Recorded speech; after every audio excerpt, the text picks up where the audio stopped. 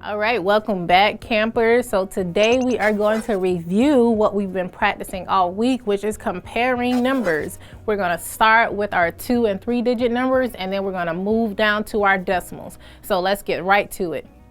Before we begin, we must recall our 3 symbols that we use to compare in math. Okay, there's no particular order. This symbol is our less than symbol. This symbol is our greater than symbol. And this last symbol is our equal to symbol. Okay, so we need to know how to identify those symbols, whether they be scrambled up in any order or whether they be listed from greatest least to equal. Okay, so we're going to practice a few examples comparing numbers. So let's start with a 2-digit number, a very small number, 43 compared to 168. Okay, you're probably looking at that and like, oh, 43 is smaller than 168, and that is good, but I want you to practice the strategy that I showed you by lining up the numbers. Start with your first number, 43. Then we have 168. Okay, so remember, when we compare, we start with the place value furthest to the left. We have nothing and 1. 0, is it less than or greater than or equal to 1? It is less than. So my less than symbol is going to go there. Okay, the next question. 4,310 compared to 4,309. Okay, so don't forget, line up your numbers. We don't want to be lazy. We want to be smart mathematicians and use all the strategies that we were taught. 4,310, 4,309. So we want to start with the place value furthest to the left. 4 and 4 is the same, so I want to shift over. 3 and 3 is the same, I'm going to shift over. 1 and 0 is different. 1 is less than, greater than, or equal to 0. 1 is greater than 0. Okay, all right, next we're actually going to shift to decimals. Okay, we have 3 and 628 thousandths compared to 3 and 420 thousandths. 3 and 628 thousandths compared to 3 and 420 thousandths. So we want to line those up. 3 and 628 thousandths, 3 and 420 thousandths. All right, and want to start with our place value furthest to the left. Right there, our whole number.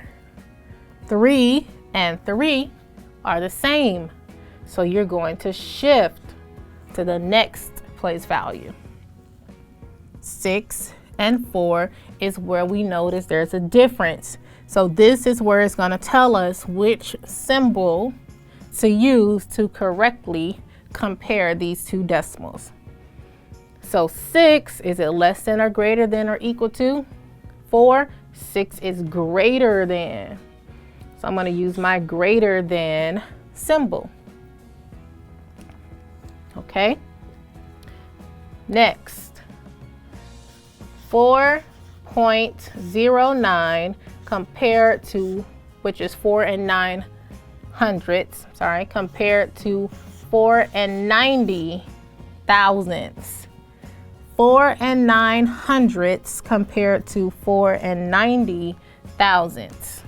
Okay, we want to line those up.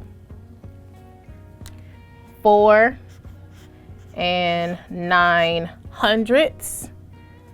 4 and 90 thousandths. And we want to start with our place value furthest to the left. So we have here, we're going to start there. 4 and 4 is the same. We're going to move over. 0 and 0 are the same. We're going to move over. 9 and 9 is the same again. We're going to move over. And now we have nothing and 0. Nothing, 0 is the same value. 0 has no value. Okay, so if everything here is the same, then which symbol of comparing numbers will we put here? That would be our equal sign. Okay, so 4 and 9 hundredths equals 4 and 90 thousandths. It's the same thing, written differently and said differently, but it has the same value. Okay, and our last example. This time I'm actually going to mix it up a little bit and see.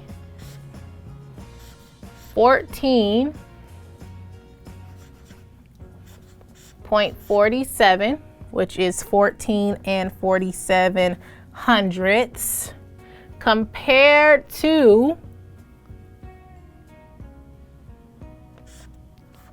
15. Now I'm comparing a decimal to a whole number. Okay, this is where it gets interesting. You want to make sure you line that up. So we have our 14 and 47 hundredths. And then we want to line up our 15. It's a whole number. So guess what? Our whole numbers are in front of our decimal. And then we want to start right here with our place value farthest to the left. 1 and 1 are the same.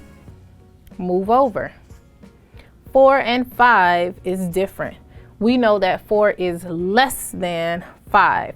So 14 and 47 hundredths is less than 15. 15 can also be written as 15.0. It's the same thing. So if you thought that was a little bit confusing because you didn't see a decimal, you can add a decimal and you can add a 0. It would have the same value. But this statement would not change with or without the 0. Hopefully you all had a great review session, and hopefully you all had a great week.